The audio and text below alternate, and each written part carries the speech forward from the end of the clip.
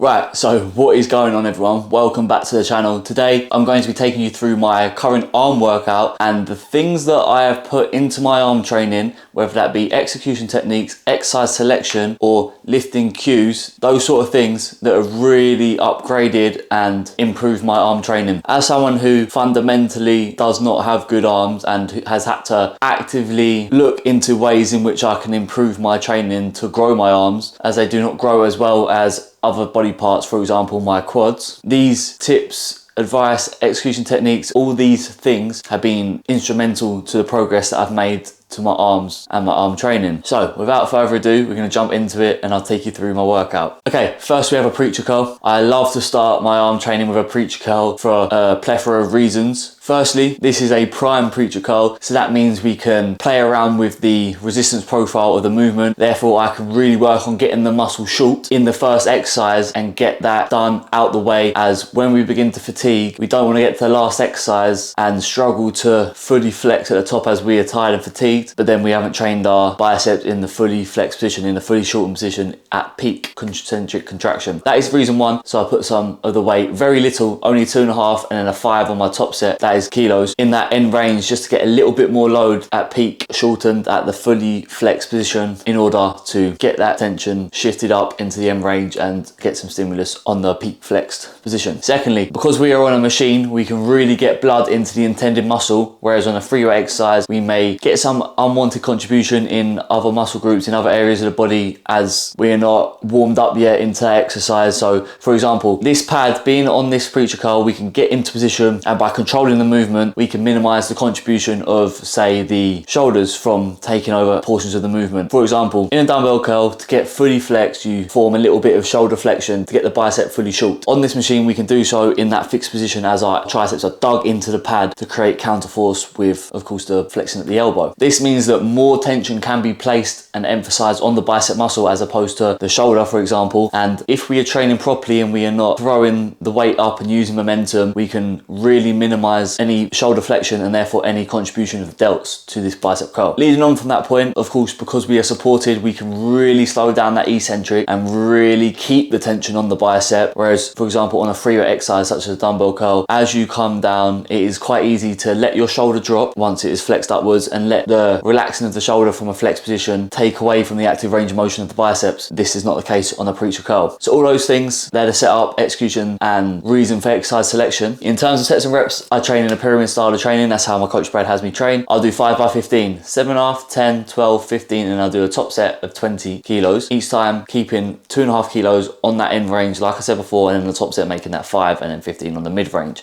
as the mid range is where the bicep is strongest, and then getting that work in the end range in the first exercise before we accumulate fatigue, stopping us from getting fully flexed. Okay, we're moving on to our second exercise. I'm not sure what you would call this exercise, but me personally I called it a single arm away facing cable curl, because we're doing it single arm, we're facing away from the cable and we're curling it. So single arm away facing cable curl it is. Again, 5 by 15, high volume, meaning that there is less stress and less load upon the joints, especially when we get to that top set. We can still progress, we can still use that progressive overload, just in a way that does not create too much load, especially on a smaller muscle group like the biceps and the triceps, in which your agonistic, your contributing muscles, which are much larger muscles, may and will most likely contribute to and take over certain movements when the weight becomes heavier, due to being a stronger and larger muscle group. For example, on the cable curl, using that shoulder to flex and shift that weight up, using leg drive to bounce it up, or on the dip, using your chest to contribute to the movement instead of the intended tricep in this arm workout. So my next tip is going to be training the muscle from different angles. I would say the second biggest mistake that people can make when training arms, secondly to training too heavy and letting those contributing muscles take over the tension, and although you're going in to train arms, you're not even working your arms, that being number one. But second to that is people tend to do 3-4 exercises for each arm muscle. So we'll just call it as simply as it is, the biceps and the triceps, 4 biceps, 4 triceps, but they're doing the same movement pattern just with different attachments on the cable, or doing a supinated curl on the preacher, supinated curl on the cable, and supinated curl with dumbbells. So what I'm saying is we want to train from different angles, use different styles of contracting the bicep, just to really attack each of those niche and minute muscles within within the overall bicep in order to create all-round better arm muscles. I say biceps because this is what we're on at the moment, but the same goes for the tricep and the three heads of the triceps. So we've done in front of the body, shoulder slightly flexed in the preacher position for the first curl, and now we're moving into a free moving movement facing away and still supinating but curling on the cable, doing so to create tension from different angles in order to evoke different stimulus to the bicep with the aim of encouraging muscular growth. So like I said, 5x15, pyramiding up in weight. Key techniques for this is to, although you're curling from behind, you will find that it is natural for you to want to flex at the shoulder and bring it in front of the body. However, we just did that in a controlled way through the preach curl. This time you want your shoulder not extended, but to have your elbow slightly behind the body, so there's some slight shoulder extension, and then curl that way as we're attacking from this different angle like I mentioned before. So even though we want to curl, we only want to be moving at the elbow. We do not want to be coming from that extended position and then into shoulder flexion and just arcing the shoulder in order to curl the weight. We want to keep our shoulder back slightly, not so much that you're like this, just slightly behind the body, lean a bit forward to exaggerate that without having to do too much shoulder extension, and then slowly just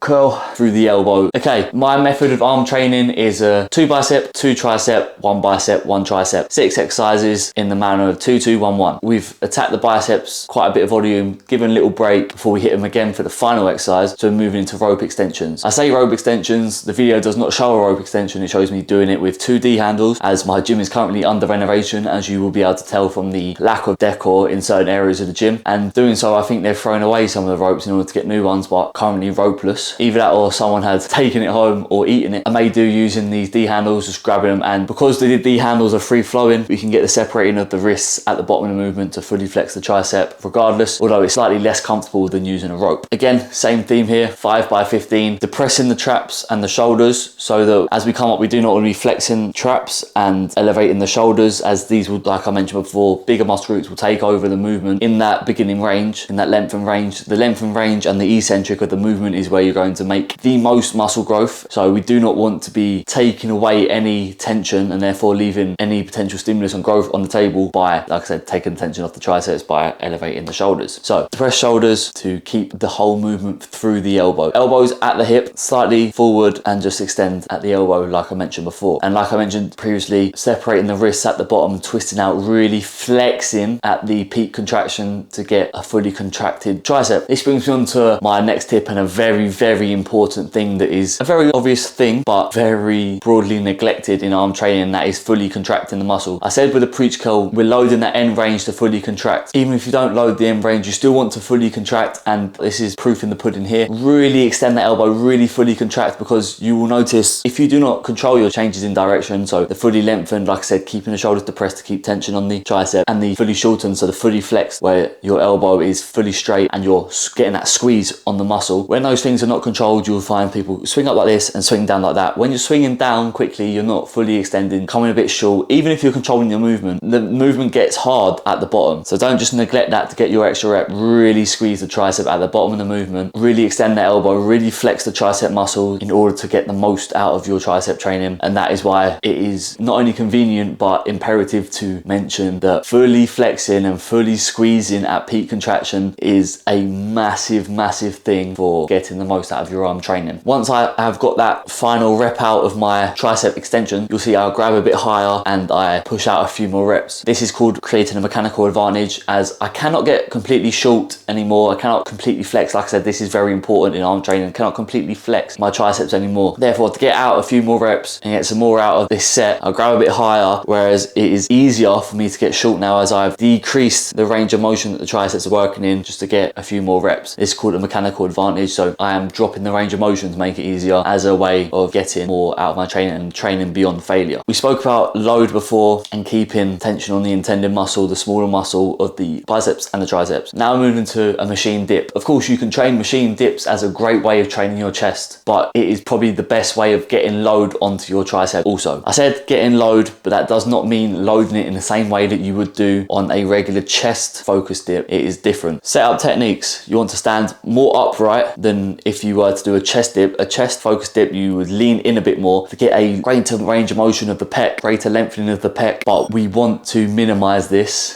being the contribution of the pec muscles to the movement of the dip. So we stand more upright so that the majority of the movement comes through the flexion and extension of the elbow. Similarly to the rope extension, we want our shoulders and our traps to press, push down. This is because if you just solely come up and think about coming up and down and not really focusing on the muscle contraction, you may shrug at the top, have your delts take over the lengthening process, and then your anterior front delt contributing to the pressing, so the concentric contraction. To minimize this, we're depressing the trap to minimize shoulder contribution, delt contribution. We're standing upright to minimize pec, chest contribution. And then I mentioned coming up, so the lengthening process. What I do is I think about coming back as well as up, not just coming up, so coming back as well as up, just to get as much bang for your buck in terms of elbow flexion to elevation of the arm. So we're coming back, we're trying to close that gap between our arms. Similarly to what you would do on the leg press, you want more knee flexion to get more quad contribution, less knee flexion to get more glute and adductor contribution. In a similar fashion to that, we want more elbow flexion to get less delt and chest contribution. Another thing that is very important, I mentioned it briefly before, is the changes in direction to keep tension, keep constant tension on the intended muscle, especially important when you're training a smaller muscle group, as your stretch reflex, your muscular power and your explosiveness is catered to the larger muscle groups, as they can provide the most force in the shortest amount of time to create the most power for a movement. Therefore, if you're powering through your reps, powering through your sets on an arm day, you're very unlikely to be using, if at all, the majority of the movement is unlikely to be caused by the muscles in your arms, so your biceps or your triceps in their respective movements. When you get to that fully lengthened position, your elbows are back, you're as far as you can go before the tension comes off of the tricep onto the delt. That is something that is individualistic, and you have to play around in your warm-up sets to know where the drop-off point from tension on the tricep to shifting towards your delt is. But once you found that spot, you come to that spot, you can do a pause rep, a second, 2 second pause if you see fit. Me, I'll just do half a second, a slight micro pause, just to try and minimize any stretch reflex in the extension of the elbow. So I'm not just using the stretch reflex to bounce out the movement, pausing, slowing down, keeping constant tension on the muscle, and then fully extending, like I said before, to keep it on the tricep, not just falling out of that, to keep constant tension, like I keep mentioning, and then slowly coming back into our next eccentric. We have a warm-up exercise in the form of the rope extension, getting some blood into the triceps, letting the body know that this is the muscle group that we are training. Therefore, in addition to the cues that we are using to maximize tension placed upon the intended tricep muscle, when we get to the dip, there is already some blood in the triceps, so they are warmer and therefore more likely, even more likely to, once we have implemented the setup and execution cues, more likely to contribute and be the sole driver of the movement, creating more isolation for the intended muscle group. That is 2 for 2, 2 biceps, 2 triceps, 4 exercises in. Exercise 5 is a hammer curl. I am using a dumbbell here. I mentioned about the angles, I mentioned about the different equipment. We're preacher curling in front of the body, contracting the bicep in a shoulder flex position, supported so that the shoulder flexion is constant as opposed to being a contributor to the movement. Training away from the body, slight shoulder extension to train from a different angle to the first exercise. And now we're doing the hammer curl to train that bicep long head, as the supinated exercises were focusing more on the short head. Of course, we cannot completely isolate one from the other, but we can perform exercise in certain ways to shift tension and focus more, isolate our intended muscle group more than if we just went for a free for all and trained every exercise the same as the other ones. So you see I'm using a bench as a support. This is so that I can completely relax the working side of the body. So in this clip, I am using my left arm. I am flexed and fixed on the right side of my body so that that is not swinging. I'm not creating momentum with the non-working side to aid in the hammer curl. And then I'm relaxing my working side for the same purpose, so I can depress the traps and lower the shoulder so that I'm not shrugging and shoulder flexion to contribute to the movement. I'm staying relaxed so that I'm not using leg drive or a knee bounce to throw the weight up. And I'm solely focusing on that left elbow, flexing it up and controlling it back down again, keeping it continuous, keeping it constant, and trying to put as much tension on the muscle as possible. As we get to the end, you'll see that I'm using a 20 kilos. I'm dieting right now, whereas I could control 20 kilos for 10 reps before. It's getting a bit heavier and getting harder to stay braced and stay tight on that right side and keep tension on the bicep. So this is indicative of having to reset the movement and rebuild up, especially on an arm day where, like I said, load isn't everything, isn't as important. It's still important, but being a smaller muscle group, we cannot progress in load as easily and as quickly and as fluently as we would in a larger muscle group, such as the legs or the back. So this would be your sign to drop it, re-standardize your form and re-progress to get back. That was a 4x12. I forgot to mention before about the dips was a 4x12 as well. Okay, now we're on to our last tricep exercise. Apologies for the angle. It's just the only place that I can film this at this given time, but it does show the setup quite well. We've got an overhead cable extension. Like I would use a rope. I'm using these attachment extender things in its place. Single arm over the head. This is because the tricep long head works well in a state of shoulder flexion, so where the shoulder is flexed and above the body, is very good for shifting tension onto the tricep long head, and similarly the medial head. So the medial head sits underneath the tricep long head, which makes it very difficult to isolate the medial head from the much larger, much stronger, much more dominant tricep long head. And this particular angle of training, like I mentioned before, the importance of training from different angles, is one in which not only very much so benefits the long head, but also is probably the best way of training that medial head of the tricep as well in a overhead movement pattern. What you can do based on your individual mobility, as we get bigger, it becomes harder to really get the arm behind the body. I'm starting to struggle. I'm nowhere near big enough for it to be a problem yet, and I am quite mobile even for someone at my size. But you can start with the cable set parallel to you and just extend across the body like that, and then week by week you can take your progressions in getting lower and getting further until it allows you to come over the head. I do not have my setting right at the bottom, as it's just not necessarily, because it can put you in a compromising position and cause some unwanted injuries. It creates an unwanted risk of injury, definitely anyway. But I have it on setting 16, one being at the top. I have it on 16, so we'll call it a 22 stack or 24 stack in that bottom third, bottom quarter, that kind of place, just to get my arm above my head still, but not so much that it's pulling me back and down to the floor, creating instability and increasing my risk of injury. This is something where you don't want to go too heavy, as it is very easy just to shoulder press it up instead of using your tricep and extending at the elbow to move the weight. Therefore, we're adopting a 5x15 rep range and set number. Really focusing on slowing down that eccentric, spending a good second in that free length and range, as that is the sole purpose of this exercise, is to stretch the long head and the medial head of the tricep overhead. So we're spending some time creating some tension in that length and range to get the most out of this exercise and to use this exercise for its main purpose. And then extending at the elbow, I'm gonna